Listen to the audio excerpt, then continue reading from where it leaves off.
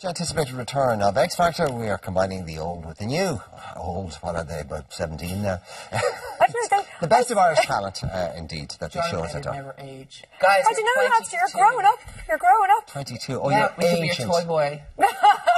I'm okay for toy Guys boys. and kids, happy 15th anniversary. Thank you very much. Last Friday we couldn't be here because we were working, but we had so much memories. Remember that time we went on to the news reporters? I missed the red couch. We showed the bit where you actually decided to entertain our sports presenter I at the actually met time. him the other day, just in makeup. Dave Kelly. Yeah. Well, actually, Stephen Murphy on Newsreaders this morning is hoping that you'll do a little duet with him, but we'll see. The morning is young yet, so we'll know what you're... We are, of course, joined by the Aslan fabulous... want to do it. Aslan want to do duet? Well, one second, lads. I'm just going to introduce you properly, because there's a lovely lady beside you who actually we want to speak to more than you, if you can believe that. Lovely Jedward are here, of course, and this is fantastic Janet Grogan, who we saw blowing the socks off people in the auditions, and Simon Cowell did his money face, where he's looking at you going, ka-ching, ka-ching. How was that experience? It was amazing. Like, you get to play in front of 5,000 people on your second audition. Like, Is that not very scary? Or are you used to that? No, I'm not used to that many people, but like... But you have sung in front of big crowds before. Yeah. Yeah, I've sung in front of big crowds, but I was more of a backing singer. Like, the whole focus was on me that night. So it's just you on your own on stage with the microphone? Yeah, and you have your 3 minutes to do what you have to do to get through. You kind of rocked it. Thanks. Did you finish and go, yeah, nailed it? No. Like, halfway through the song, I was just concentrating on the crowd. I thought I completely messed it up. And, because, like, the judges are very stone-faced. They don't give anything away. And I was like, oh, no, I've lost them. So I just concentrated on the crowd. But then, when I finished and Mel B stood up, I was like, oh, thank God. So you didn't know until Mel B stood up whether you'd done a good job or not? You did a good job. Thanks. Now, a lot of the people on the X Factor literally come from their bedrooms or very limited sort of amateur musical experience, and they end up on that, and that's very daunting. That's not your route. I mean, you've been working at this, you've gone to school for it, you've gone to college in Germany, one of the most prestigious music schools there. So, you know, you're trained and you've been really well grounded. You've already co-written a German #1.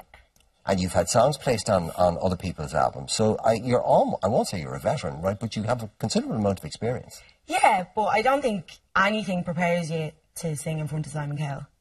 It's just so daunting. For everyone, it's always Simon. Yeah.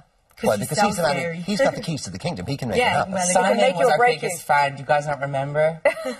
No, but the thing about his X Factor is, like, it's like when we did a violin exam, they just keep a total straight face, so it's really, they're just right there, they're that far away, but they literally feel like they're right there. But it is Simon. Everyone looks to Simon straight away. That's the one that matters. Mark's right, because he can make or break you. Did you see Cheryl? You'd like to see her back? I have a question for you, Janet. Given that you've had this dream, and it comes from your parents. Your parents had a vast music collection, and so you've been exposed to everything. But you've obviously wanted to be a singer, and writer, and performer from a very early age. That's all I've ever wanted. All you've ever wanted. How do you feel about having to use a television programme to do that? Because this is about television, it's not about music. Yeah, I just think it's a really good platform to be heard. I find it really difficult to get my voice heard and my music heard, even though I am a platinum writer. It's still really difficult for me, so I just thought, okay, I'm 26 now, I'm getting a little bit old. Let's try the X Factor. Simon is back, and that's why I went getting a little for it. bit old at 26. I think you got a few good years in your left in you. Well, I'll tell you something, you didn't see it, right? But as I said, you'd co-written a German #1. I saw the two boys there going, really? Guys, okay, we wrote our whole new album. Germany's a huge mark. We've had like 3 tours there, and the They fans love are you so in Germany. dedicated there. Yeah, because that's when we did Eurovision the first time, and ever since then they've had like a closeness to us, because our song Lipstick was like, it went #1 there, but it wasn't officially announced, but then the record label took it real serious because we knocked their Idol winner off #1 there. So it was really cool when we went like... Yeah, and the thing about it is, like, as you're talking about, like, you having experience and stuff like that, like, us in the X Factor, we went on there not really knowing anything, but we just, like, have been learning for the last 5 years now. Because, like, we went on, everyone was talking about our hair, and it was all about the quiff, except now we have flat hair so people see beyond our hair. We had spiky hair yesterday on RTÉ.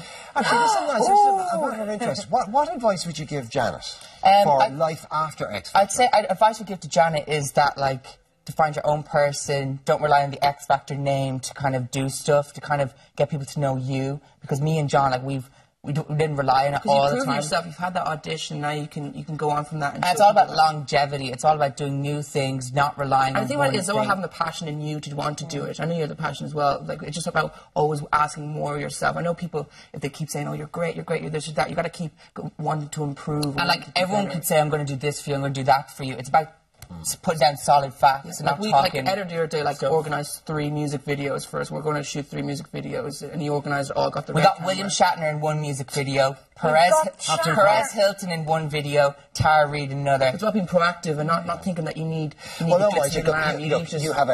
probably one of the best known acts to come out of X Factor. Janet, do you have a do you have a plan, or did you have a plan and X Factor has now thrown it wide open, or maybe taking you down a different course, or? Yeah, I think I had a kind of loose plan, and then I did the X Factor, and it just kind of... Everything's changed. Yeah. It is a game changer. Yeah, it is. Who's at home here rooting for you? My mum and my dad. Your mum and your dad. What are your mum and dad's names? Tom and Barbara. Tom and Barbara. Stumbled there. Tom and Barbara. But did they go over with you? Yeah, they did, yeah. And was your mum... So they were backstage when you were out doing the audition? Yeah, they were backstage with Dermot. And when you came out, what was their reaction when you came back to them? They were just... Like, my mum cries at the X Factor even when it's not me. So she was just, there was no talking to her. She was just so emotional. I was just saying, they're huge, according to the notes, apparently there's a vast record collection at home. So that's where you got your love of music from? Yeah, definitely. And do either of them play or sing? My dad played... Sorry? Vinyl records? Yeah. Oh, amazing. I actually bought 2 vinyl records. My dad played guitar growing up, and was he in bands? No, he just played as a hobby. Yeah. But that's where it comes from. Yeah, the whole family is a musical family, like typical Irish family. The guitar comes out at the parties. Everyone has a sing song. Everyone has a sing song. Interestingly, and it's, I suppose possibly at the time it wasn't so funny for your mum and dad, but you've got this great raspy, soulful voice. Yeah. But that's actually as a result of something that happened when you were a child. Yeah, a bad thing. When I was born with the amniotic sac over my head, and I swallowed fluid which burnt my vocal cords. So I've always had this really deep, raspy voice. I know it was a bad thing, but it's kind of turned out to be a pretty good thing. I'm alright with it. Strange how things happen, isn't it? Yeah. Who are the kinds of singers that you admire? I would suspect Adele would probably be a big I love Adele. Yeah. But I go for really old jazz singers like Ella Fitzgerald, Nina Simone, Billie Holiday, Etta James, all that kind of stuff. Really, all that stuff really influences me. And then I love everything. So in terms of, I was mentioning this course that you went to Ballymun, did you? Ballyfermot, yeah. And you did all of that, and then you got this. Is it a scholarship, or you graduated to this place in Germany? Yeah, I got a scholarship to do a year in Mannheim in the Pop Academy there. Which I hadn't heard of, but this is a big deal. Yeah, it's a big deal. So this is where they make pop stars, essentially. Yeah. Yeah.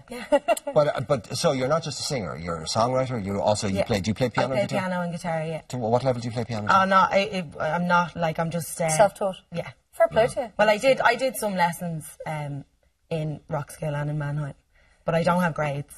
I just kind of Who needs grades? Grades are so scary. I remember we did them on the violin, like, you got this examiner, it's so like, Do you guys still play instruments? Well, we got to grade 5 in violin, but we're so rusty at it that we play. John learned how to play guitar on YouTube. There's like those tutorials.